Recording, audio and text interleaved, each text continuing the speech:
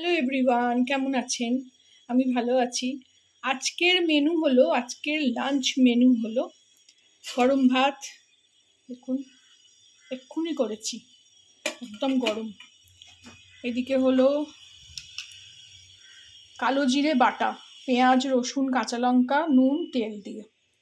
এটা আমার চ্যানেলে আপনারা পেয়ে যাবেন।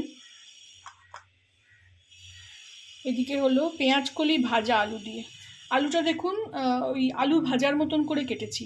আগে আমি না আলুগুলো ছোট ছোট করে কাটতাম, ওই পোস্তর আলুর মতন কুচি কুচি করে, ছোট ছোট করে, চৌকো চৌকো করে।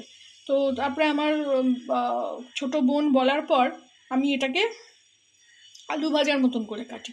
আমার ভাল লাগে, আমার দেখতেও ভাল লাগে, আর খাওয়ার সময়ও বেশ সেদ্ধও হয়ে যায়, ভাল লাগে। ওগুলো না শক্ত শক্ত থাকতো কখনো কখনো, তো এটা অনায়াসেই সেদ্ধ হয়ে যায়। তো এটাও আমার রেসিপি আছে আমার চ্যানেলে, আপনারা গিয়ে দেখে আসতে পারেন। আর এদিকে করেছি পমফ্লেট মাছের ঝাল। দুটো পমফ্লেট মাছ আছে, দুটো কাটাপোনা মাছ আছে। কারণ পমফ্লেট মাছ বেশি নিয়ে নিই, প্রচুর দাম, দুটোই নিয়েছি। আর দুটো কাটাপোনা মাছ, কাতলা মাছের টুকরো ওর কাছে পড়েছিল, আমার মাছালার কাছে। তো বৌদি বললো, বৌদি এটা আপনি নিয়ে রাখুন, আপনার আয় দেবে। আল্লাহ হ্যাঁ, তা সেটাই ভালো। তো দুটো পমফ্লেট মাছ মেয়ের খেতে ইচ্ছে করেছে, নিয়েছি। আর আজকের জন্য 2 পিস করেছি রাত্রিরের কাতলা মাছের পেটি। আরও 4 পিস মতন আছে, ওটা আবার অন্যদিন করবো। এই মাছের ঝাল ধনেপাতা দিয়ে, এটাও আমার চ্যানেলে আছে এই রেসিপি।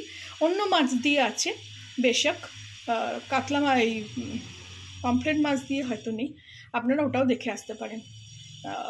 খুব দারুণ খেতে হয় ধনেপাতা দিয়ে, শীতকালেই ধনেপাতা দিয়ে মাছের ঝাল অসাধারণ লাগে, পুরো ভাত খাওয়া হয়ে যায়, আর কিছু লাগে না। কিন্তু একটা সামনে পাতে কিছু না করলে ভালো লাগে না বলে ওই পেঁয়াজ কলি, কালো জিরে বাটাটাও একটা মহা ঔষধি, ব্যথা চলে যায়, ওই জন্য আজকে ওটা করলাম। আমি একটা বাংলাদেশি আপুর থেকে শিখেছি যে ওটা খেলে শরীরে ব্যথা যন্ত্রণা চলে যায়। আর এখানে আছে শসা আর লেবু। শসাটা আমি খোসা কখনো ছাড়াই না, খোসা এইভাবে রেখে করি। আজকে একটু নুন দিয়ে রেখেছি যাতে মেয়ে খেতে পারে, আজকে আর পেঁয়াজ কাটিনি। এই হলো আজকের আমার লাঞ্চ মেনু।